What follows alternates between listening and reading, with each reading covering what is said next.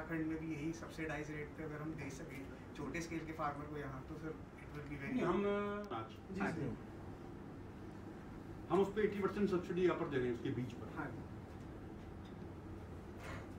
और आज सबसे ज्यादा MSP बहुत लाभदायक है। जब आप डॉक्टर के पास जाते हैं, डॉक्टर सबसे पहले कहता है गेहूं खाना छोड़ दो, उसमें कार्बोहाइड्रेट होता है। जो श्री अन्न खाएगा, मान लिया कोई मडुआ खाएगा, उसको कभी शुगर नहीं होगी। ठीक है बेटा, आ जाओ बेटा, आ जाओ।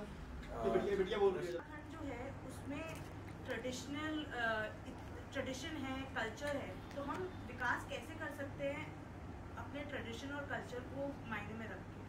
देखिए, इसकी सबसे सशक्त संस्कृति है, पूरे विश्व को दिशा दर्शन देने का काम हमारे उत्तराखंड ने किया। पहले लोग शांति खोजने का आते थे, हिमालय की ओर आते थे, क्षेत्र से रिलेटेड, किसानों से रिलेटेड, छोटे इसके लिए किसानों से रिलेटेड। बहुत बड़े प्रदेश के मुख्यमंत्री रहे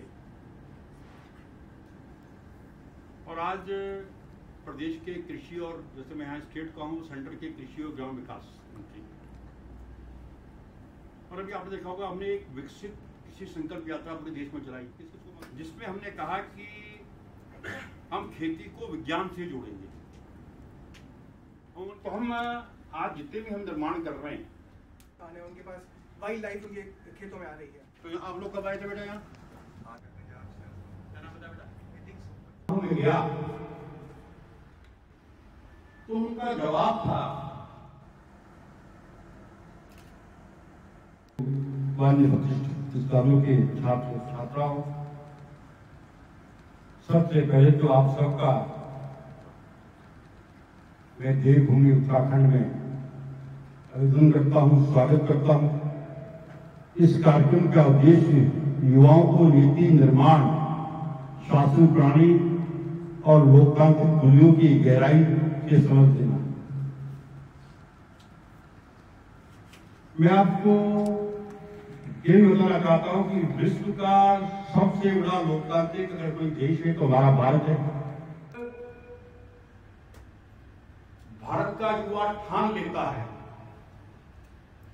कि देश की नीतियों, शासन प्रणाली और समाज के निर्माण में रुचि लगता है तो देश की दिशा और दशा बदलनी शुरू हो जाती है। आपने देखा होगा, जब से प्रधानमंत्री मोदी जी ने देश की कमान संभाली है, का 60% गांव में रहता है। अगर गांव मजबूत होगा तो देश मजबूत होगा। फिर आप तो बच्चे हैं, लेकिन उन्हें पिताजी को पूछना, एक समय ये था कि इंदिरा जी प्राइम मिनिस्टर थी तो हमारे पास खाने के लिए अन्न नहीं होता था। और मैंने जब, आपने पढ़ा होगा, हमने जब अमेरिका से गेहूं मंगाया तो उन्होंने ऐसा गेहूं भेजा जो यहाँ के जानवर भी नहीं खाते थे।